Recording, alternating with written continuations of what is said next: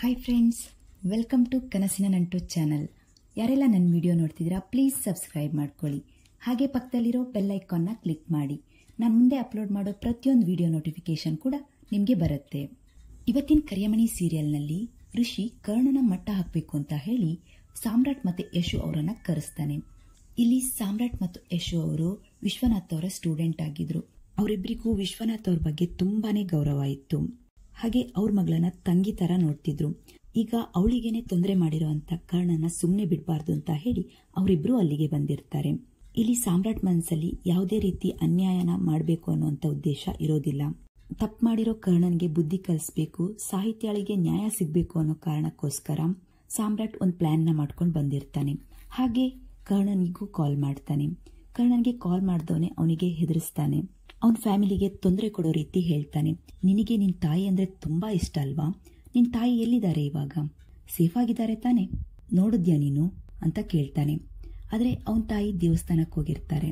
ಅದನ್ನ ತಿಳ್ಕೊಂಡಂತ ಕರ್ಣ ಭಯ ಪಡ್ತಾನೆ. ಅವನು ಅಮ್ಮನಿಗೆ ಏನಾದ್ರೂ ಮಾಡ್ತಾನೆ ಅನ್ನೋ ಭಯದಿಂದ ಕರ್ಣ ತಕ್ಷಣ ಅಲ್ಲಿಂದ ಹೊರಟು ದೇವಸ್ಥಾನಕ್ಕೆ ಹೋಗ್ತಾನೆ. ದೇವಸ್ಥಾನಕ್ಕೆ ಹೋದವನೇ ಅಲ್ಲೆಲ್ಲಾ ಕಡೆನೂ ಹುಡುಕ್ತಾನೆ. ಆದ್ರೆ ಅಮ್ಮ ಪ್ರದಕ್ಷಿಣೆ ಹಾಕ್ತಿರ್ತಾರೆ. ಅವಾಗ ಅವನ ಮನಸ್ಸಿಗೆ ಸ್ವಲ್ಪ ಸಮಾಧಾನ ಆಗುತ್ತೆ. ಸರಿ ಆಯ್ತು, ಅಮ್ಮಂಗೆ ಪ್ರದಕ್ಷಿಣೆ ಹಾಕೊಂಡು ಬರೋದಕ್ಕೆ ಹೇಳಿ ಬಂದು ಕಾರ್ ಹತ್ರ ನಿಲ್ತಾನೆ. ಕಾರ್ ಹತ್ರ ಬಂದು ನಿಂತ ತಕ್ಷಣ ಮತ್ತೆ ಸಾಮ್ರಾಟ್ ಅವನಿಗೆ ಕಾಲ್ ಮಾಡ್ತಾನೆ. ಕಾಲ್ ಮಾಡಿದವನೇ, ನೀನು ನಿನ್ನಮ್ಮ ಸೇಫ್ ಆಗಿದ್ದಾರೆ ಅಂತ ಖುಷಿ ಆಗ್ಬೇಡ, ನಾನು ನಿನ್ ಮನ್ಸನ್ನ ಸ್ವಲ್ಪ ಆಚೆ ಈಚೆ ಮಾಡೋಣ ಅಂತ ಅಷ್ಟೇ ಹೇಳ್ದೆ. ಆದ್ರೆ ನೀನು ಅಮ್ಮಂಗೋಸ್ಕರ ಮನೆಯಲ್ಲಿರೋರ್ನೆಲ್ಲಾರನ್ನೂ ಬಿಟ್ಟು ದೇವಸ್ಥಾನಕ್ಕೆ ಓಡ್ ಬಂದೆ ಅಲ್ವಾ? ಆದ್ರೆ ಮನೆಯವ್ರ ಸೇಫ್ಟಿ ಬಗ್ಗೆ ನೋಡಿದ್ಯಾ ನೀನು? ನಾನು ನಿನ್ ಬರೀ ದಿಕ್ ತಪ್ಪಿಸ್ದೆ ಅಷ್ಟೇ, ನನ್ನ ಪ್ಲಾನ್ ಬೇರೆನೇ ಇತ್ತು ಅಂತ ಹೇಳ್ತಾನೆ. ಆಗ ಕರ್ಣನ್ಗೆ ಮತ್ತೆ ಟೆನ್ಷನ್ ಆಗುತ್ತೆ. ಏನ್ ಮಾಡ್ತೀಯ ನೀನು? ಏನ್ ಅಂದ್ಕೊಂಡಿದ್ಯಾ ನೀನು ಅಂತ ಕೇಳ್ತಾನೆ. ಆಗ ಸಾಮ್ರಾಟ್ ಹೇಳ್ತಾನೆ, ನೀನು ಬೇರೆಯವ್ರ ಮನೆಗೆ ಬೆಂಕಿ ಹಚ್ಚಿ ಖುಷಿ ಪಡ್ತಿದ್ದೆ ಅಲ್ವಾ? ನಿನ್ ಮನೆಗೇನೆ ಬೆಂಕಿ ಬಿದ್ರೆ ಏನಾಗತ್ತೆ ಅಂತ ನೋಡ್ಬೇಕಲ್ವಾ? ಅದಕ್ಕೋಸ್ಕರ ನಿನ್ ಮನೆಗೇನೆ ಬೆಂಕಿ ಹಾಕ್ತೀನಿ. ಬರೀ ಬೆಂಕಿಲಿ ಬಿಸಿ ಕಾಯಿಸ್ಬೋದು ಅಂತ ಅಂದ್ಕೊಂಡಿದ್ದೆ. ಬೆಂಕಿ ಸುಡುತ್ತೆ ಅನ್ನೋದು ಗೊತ್ತಿಲ್ಲ ಅಲ್ವಾ ನಿನ್ಗೆ? ಇವಾಗ ಸುಡೋದನ್ನ ನೋಡು, ಏನಾಗತ್ತೆ ಅಂತ ನೀನೇ ನೋಡು ಅಂತ ಹೇಳಿ ಕಾಲ್ ಕಟ್ ಮಾಡ್ತಾನೆ. ಆಗ ಕರ್ಣ ತುಂಬಾನೇ ಟೆನ್ಷನ್ ಮಾಡ್ಕೊಂಡು ಅಲ್ಲಿಂದ ಹೊರಡ್ತಾನೆ. ತನ್ನ ತಾಯಿನ ಬಿಟ್ಟು ಹೋಗ್ತಿದ್ದೀನಲ್ಲ ಅಂತೇಳಿ ಮತ್ತೆ ದೇವಸ್ಥಾನದೊಳಗಡೆ ಹೋಗಿ ತಾಯಿನ ತಕ್ಷಣ ಕರ್ಕೊಂಡ್ ಬರ್ತಾನೆ. ಆದ್ರೆ ಅರುಂಧತಿಯವರು ಸುಮ್ಮನೆ ಇರೋದಿಲ್ಲ. ಯಾಕೆ ನೀನ್ ಇಷ್ಟು ಹೆದರ್ಕೊಂಡಿದೀಯಾ? ಏನಾಗಿದೆ? ಏನಾದ್ರೂ ತೊಂದರೆ ಆಗಿದ್ಯಾ ಹೇಳು ಅಂತ ತುಂಬಾನೇ ಕೇಳ್ತಾರೆ. ಆದ್ರೆ ಕರ್ಣ ಯಾವುದೇ ವಿಷಯನ ಅವ್ರಿಗೆ ಹೇಳೋದಿಲ್ಲ. ಏನೂ ಇಲ್ಲ ಅಮ್ಮ, ಏನೂ ಆಗಿಲ್ಲ, ನೀನೇನು ಟೆನ್ಷನ್ ಮಾಡ್ಕೋಬೇಡ, ನನ್ಗೇನೋ ಇಂಪಾರ್ಟೆಂಟ್ ಕೆಲಸ ಇದೆ, ಅದಕ್ಕೋಸ್ಕರ ನಿನ್ನ ತಕ್ಷಣ ಕರ್ಕೊಂಡು ಹೊರಡ್ತಿದ್ದೀನಿ ಅಂತ ಹೇಳ್ತಾನೆ. ಆದ್ರೆ ತಾಯಿ ಮನಸ್ಸಿಗೆ ಎಲ್ಲದೂ ತಿಳಿಯುತ್ತೆ ಅನ್ನೋ ರೀತಿ ಅವನ ಮುಖನ ನೋಡಿನೇ ಅರುಂಧತಿಯವರು ಎಲ್ಲದನ್ನೂ ಹೇಳ್ತಿದ್ರು. ಇಲ್ಲ, ನಿನ್ಗೇನೋ ಬೇರೆ ಟೆನ್ಷನ್ ಇದೆ, ಆದ್ರೆ ನೀನ್ ಯಾಕೆ ಹೇಳ್ತಿಲ್ಲ? ನೀನೊಬ್ನೇ ಟೆನ್ಷನ್ ಮಾಡ್ಕೊಂಡು ಒದ್ದಾಡ್ಬೇಡ, ಏನು ಅಂತ ಹೇಳು ಅಂತ ಕೇಳ್ತಾರೆ. ಆದ್ರೆ ಕರ್ಣ ಹೇಳೋದಿಲ್ಲ. ಸರಿ ಆಯ್ತು, ಹಾಗಿದ್ರೆ ನೀನೇನು ಹೇಳೋದ್ ಬೇಡ, ಆದ್ರೆ ಟೆನ್ಷನ್ ಮಾಡ್ಕೋಬೇಡ, ಆರಾಮಾಗಿ ಕಾರು ಓಡಿಸು ಅಂತ ಹೇಳ್ತಾರೆ. ಸರಿ ಆಯ್ತು ಅಂತ ಕರ್ಣ ತಕ್ಷಣ ಕಾರ್ ಓಡಿಸ್ಕೊಂಡು ಮನೆಗೆ ಬರ್ತಾನೆ. ಮನೆಗೆ ಬಂದವನೇ ಎಲ್ಲಾರನ್ನೂ ಕರೀತಾನೆ. ಎಲ್ಲಾರು ಬರ್ತಾರೆ. ಯಾರಿಗೂ ಏನು ತೊಂದರೆ ಆಗಿಲ್ಲ ಅನ್ನೋದು ಕನ್ಫರ್ಮ್ ಮಾಡ್ಕೋತಾನೆ. ಅವಾಗ ಅವನಿಗೆ ಮತ್ತೆ ಒಂದು ಯೋಚನೆ ಬರುತ್ತೆ. ಯಾಕೆ ಇವನು ಈ ತರ ಮಾಡ್ತಿದ್ದಾನೆ, ಯಾರು ಇವನು ಅಂತ ತಿಳ್ಕೋಬೇಕು ಅನ್ನೋ ನಿರ್ಧಾರಕ್ಕೆ ಬರ್ತಾನೆ. ಹಾಗೆ ಕರ್ಣ ಕೂಡ ಒಂದು ಪ್ಲಾನ್ ಮಾಡ್ತಾನೆ. ಆ ಪ್ಲಾನ್ ನಲ್ಲಿ ಸಿಂಚನ ಹತ್ರ ಹೆಲ್ಪ್ ಕೇಳ್ತಾನೆ. ಅದಕ್ಕೆ ಸಿಂಚನ ಹೆಲ್ಪ್ ಮಾಡೋದಕ್ಕೆ ರೆಡಿ ಆಗ್ತಾಳೆ. ಹಾಗೆ ಪ್ಲಾನ್ ಪ್ರಕಾರ ಸಿಂಚನನ ಅವ್ರ ಫ್ರೆಂಡ್ಸ್ ಜೊತೆ ಶಾಪಿಂಗ್ಗೆ ಹೋಗೋದಕ್ಕೆ ಹೇಳ್ತಾನೆ. ಸರಿ ಆಯ್ತು ಅಂತೇಳಿ ಸಿಂಚನ ಅದಕ್ಕೆಲ್ಲ ಒಪ್ಕೊಂಡು ಶಾಪಿಂಗ್ಗೆ ಹೊರಡ್ತಾಳೆ. ಇಲ್ಲಿ ಕರ್ಣ ಅವನ್ನ ಯಾರು ಹೆದರ್ಸ್ತಿದ್ದಾನೆ ಅನ್ನೋದನ್ನ ತಿಳ್ಕೊಳ್ಳೋದಕ್ಕಷ್ಟೇ ಈ ಪ್ಲಾನ್ ನ ಮಾಡಿರ್ತಾನೆ. ಈ ಕಡೆಯಿಂದ ಸಾಹಿತ್ಯಾಳ ಚಿಕ್ಕಪ್ಪ ಅಕ್ಕಪಕ್ಕದ ಮನೆಯವರು ಮಾಡಿರೋ ಅವಮಾನನ ತಡ್ಕೊಳಕ್ಕಾಗದೆ ಕಂಠಪೂರ್ತಿ ಕುಡ್ಕೊಂಡು ಬಂದಿರ್ತಾರೆ. ಅದನ್ನ ನೋಡಿದಂತ ಮನೆಯವರೆಲ್ಲ ತುಂಬಾನೇ ಟೆನ್ಷನ್ ಮಾಡ್ಕೋತಾರೆ. ಸಾಹಿತ್ಯಾಳ ಚಿಕ್ಕಮ್ಮ ಅಂತೂ ತುಂಬಾನೇ ಟೆನ್ಷನ್ ಮಾಡ್ಕೊಂಡು ಮತ್ತಷ್ಟು ಸಾಹಿತ್ಯಾಳನ್ನ ಬೈಯೋದಕ್ಕೆ ಶುರು ಮಾಡ್ತಾರೆ. ಆದ್ರೆ ಇಲ್ಲಿ ಸಾಹಿತ್ಯಾಳಿಗೆ ಯಾವುದೇ ರೀತಿಯ ನೆಮ್ಮದಿನೂ ಇರೋದಿಲ್ಲ. ಈಗಾಗಲೇ ಮದುವೆ ನಿತ್ತೋಗಿ ತುಂಬಾನೇ ಅವಮಾನ ಅನುಭವಿಸಿರ್ತಾಳೆ. ಅದ್ರ ಮಧ್ಯೆ ಮನೆಯವರು ಕೂಡ ಚುಚ್ಚಿ ಚುಚ್ಚಿ ಮಾತಾಡ್ತಿರ್ತಾರೆ. ಸಾಹಿತ್ಯಾಳ ಚಿಕ್ಕಮ್ಮ ಅಂತೂ ಅವಳಿಗೆ ಪ್ರತಿಯೊಂದು ವಿಷಯದಲ್ಲೂ ಚುಚ್ಚೋದಕ್ಕೆ ಶುರು ಮಾಡ್ತಾರೆ. ಇಲ್ಲಿವರೆಗೂ ಏನು ಹೇಳ್ದಿರೋವಂತ ತಂಗಿ ಕೂಡ ಅವಳ ಮನಸ್ಸಿಗೆ ನೋವಾಗೋ ರೀತಿ ಮಾತಾಡ್ತಾಳೆ. ಸಾಹಿತ್ಯ ತುಂಬಾನೇ ನೊಂದ್ಕೋತಾಳೆ. ಇಷ್ಟೆಲ್ಲ ಅವಮಾನನ ಅನುಭವಿಸಿರೋ ಸಾಹಿತ್ಯ ಅದನ್ನು ಕೇಳಿಸ್ಕೊಂಡು ಸುಮ್ಮನೆ ಆಗ್ತಾಳೆ. ಇಲ್ಲಿ ಸಾಹಿತ್ಯಾಳಿಗೆ ಧೈರ್ಯ ಹೇಳಬೇಕು, ಅವಳನ್ನ ಸಮಾಧಾನ ಮಾಡಬೇಕು ಅಂತಾನೆ ಸಾಮ್ರಾಟ್ ಹಾಗೂ ಯಶು ಅವರು ಬಂದಿರ್ತಾರೆ. ಹಾಗೆ ಯಶು ಅವರು ಕೂಡ ಅದೇ ಕೆಲಸನ ಮಾಡ್ತಾರೆ. ಸಾಹಿತ್ಯಾಳ ಮನಸ್ಸಿಗೆ ಸಮಾಧಾನ ಹೇಳಬೇಕು ಅಂತ ಹೇಳಿ, ಹಳೆ ಯೋಚನೆಗಳಿಂದ ಹೊರಗೆ ಬರಲಿ, ಅವಳ ಮನಸ್ಸು ಸ್ವಲ್ಪ ಶಾಂತವಾಗ್ಲಿ ಅಂತ ಹೇಳಿ ಯಶು ಅವರು ಅವಳನ್ನ ದೇವಸ್ಥಾನಕ್ಕೆ ಕರ್ಕೊಂಡು ಹೋಗ್ತಾರೆ. ಆಗ ಯಶು ಅವರು ಸಾಮ್ರಾಟ್ ಅವರಿಗೆ ಕಾಲ್ ಮಾಡ್ತಾರೆ. ನೀವು ಹೋಗಿರೋ ಕೆಲಸ ಎಲ್ಲ ಆಯ್ತಾ? ಏನಾಯ್ತು? ಏನು ತೊಂದರೆ ಆಗಿಲ್ಲ ತಾನೆ ಅಂತ ಕೇಳ್ತಾರೆ. ಅದಕ್ಕೆ ಸಾಮ್ರಾಟ್ ಅವರು ಹೇಳ್ತಾರೆ, ಹೌದು ನನ್ನ ಕೆಲಸ ಎಲ್ಲ ನಡೀತಿದೆ, ಇವಾಗಷ್ಟೇ ಆಟ ಶುರುವಾಗಿದೆ. ನಮಗ್ ವಿದ್ಯೆ ಕಲಿಸಿರೋ ಗುರುಗಳಿಗೆ ಅನ್ಯಾಯ ಮಾಡೋದಕ್ಕೆ ಹೊರಟಿರೋ ಆ ಕರ್ಣನ ನಾನು ಸುಮ್ಮನೆ ಬಿಡೋದಿಲ್ಲ. ಅವನಿಗೆ ಪಾಠ ಕಲಿಸ್ತೀನಿ, ಅವನಿಗೆ ಪಾಠ ಕಲಿಸೇ ನಾನು ಬರೋದು ಅಂತ ಹೇಳ್ತಾನೆ. ಅದಕ್ಕೆ ಸರಿ ಆಯ್ತು, ನೀವೇನೇ ಮಾಡಿ ನಿಮ್ಗೆ ನನ್ನ ಸಪೋರ್ಟ್ ಇದೆ, ಆದ್ರೆ ಜೋಪಾನವಾಗಿ ಮಾಡಿ ಅಂತ ಹೇಳಿ ಯಶು ಅವರು ಫೋನ್ನ ಇಡ್ತಾರೆ.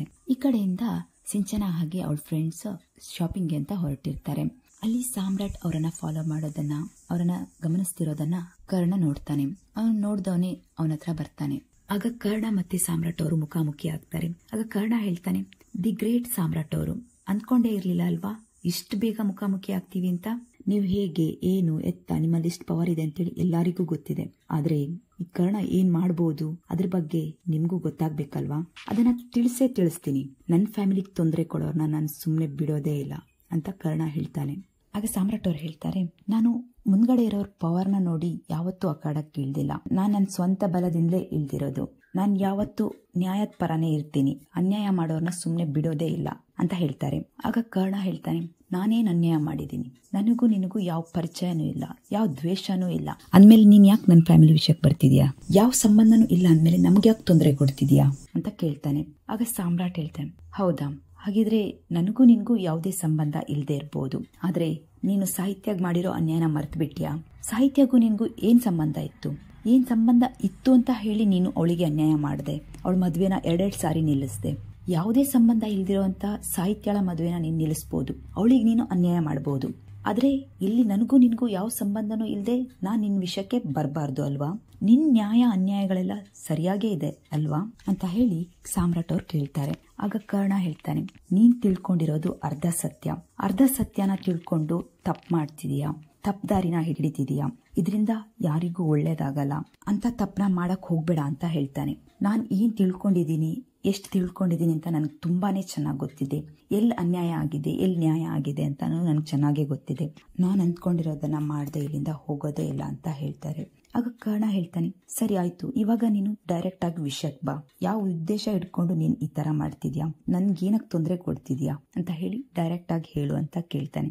ಆಗ ಸಾಮ್ರಾಟ್ ಅವರು ಕೂಡ ಹೇಳ್ತಾರೆ, ನನಗೂ ಯಾವುದೇ ಮುಚ್ಚುಮರೆ ಇಲ್ಲ, ನಾನು ಡೈರೆಕ್ಟ್ ಆಗೇ ಹೇಳ್ತೀನಿ. ನೀನ್ ಯಾವುದೇ ಕಾರಣಕ್ಕೂ ಸಾಹಿತ್ಯಳಿಗೆ ಇನ್ ಮುಂದೆ ಯಾವುದೇ ತೊಂದರೆನ ಕೊಡಬಾರ್ದು, ಸಾಹಿತ್ಯಳ ವಿಷಯದಿಂದ ಹೊರಗೋಗ್ಬೇಕು, ನೀನು ಅದಷ್ಟನ್ನ ನೀನು ಒಪ್ಕೋಬೇಕು, ಅದಷ್ಟೇ ನನ್ನ ಉದ್ದೇಶ ಕೂಡ ಅಂತ ಹೇಳಿ ಸಾಮ್ರಾಟ್ ಅವ್ರು ಹೇಳ್ತಾರೆ. ಆಗ ಕರ್ಣ ಹೇಳ್ತಾನೆ, ಈ ಕರ್ಣ ಒಂದ್ಸಾರಿ ಡಿಸೈಡ್ ಮಾಡಿದ್ಮೇಲೆ ಮುಗೀತು. ಅವ್ರ ಜೀವನದಲ್ಲಿ ನಾನು ಏನ್ ಮಾಡ್ಬೇಕು ಅಂತ ಅಂದ್ಕೊಂಡಿದ್ದೀನಿ, ನನ್ನ ಉದ್ದೇಶ ಏನಿದೆ ಅದು ಪೂರ್ತಿ ಆಗೋವರೆಗೂ ನಾನು ಈ ವಿಷಯದಲ್ಲಿ ಹಿಂಜರಿಯೋ ಅಂತ ಮಾತೇ ಇಲ್ಲ. ಅದು ಯಾರು ಬಂದ್ರೂ ಸರಿನೇ, ನಾನು ಒಂದ್ಸಾರಿ ಮುಂದಿಟ್ಟಂತ ಹೆಜ್ಜೆನ ಹಿಂದಕ್ಕೆ ತೆಗಿಯೋದೇ ಇಲ್ಲ ಅಂತ ವಿಷಯನೂ ಇಲ್ಲ, ನಾನು ಯಾರಿಗೂ ಹೆದರ್ಕೊಳ್ಳೋದು ಇಲ್ಲ ಅಂತ ಹೇಳ್ತಾನೆ. ಆಗ ಸಾಮ್ರಾಟ್ ಅವ್ರು ಕೂಡ ಹೇಳ್ತಾರೆ, ಹೌದಾ, ಹಾಗಿದ್ರೆ ನೋಡೇ ಬಿಡೋಣ, ನಾನು ಕೂಡ ಈ ವಿಷಯದಿಂದ ಹಿಂದಕ್ಕೆ ಹೋಗೋದೇ ಇಲ್ಲ, ಏನಾಗತ್ತೆ ಅಂತ ನೋಡೋಣ ಅಂತ ಹೇಳ್ತಾರೆ. ಹಾಗಿದ್ರೆ ಇಲ್ಲಿ ಸಾಮ್ರಾಟ್ ಮತ್ತೆ ಕರ್ಣನ್ ಮಧ್ಯೆ ಏನ್ ನಡೆಯುತ್ತೆ, ದೊಡ್ಡ ಜಿದ್ದಾಜಿದ್ದಿನೇ ನಡೆಯೋದಿದೆ. ಇದನ್ನೆಲ್ಲ ಮುಂದಿನ ಸಂಚಿಕೆಯಲ್ಲಿ ತಿಳ್ಕೊಳ್ಳೋಣ. ಓಕೆ ಫ್ರೆಂಡ್ಸ್, ನಿಮಗೆ ಈ ವಿಡಿಯೋ ಇಷ್ಟ ಆಗಿದ್ರೆ ಪ್ಲೀಸ್ ಲೈಕ್ ಮಾಡಿ, ಶೇರ್ ಮಾಡಿ, ಸಬ್ಸ್ಕ್ರೈಬ್ ಮಾಡಿ. ಹಾಗೆ ಮುಂದಿನ ವಿಡಿಯೋದೊಂದಿಗೆ ಮತ್ತೆ ಸಿಗ್ತೀನಿ. Thank you all.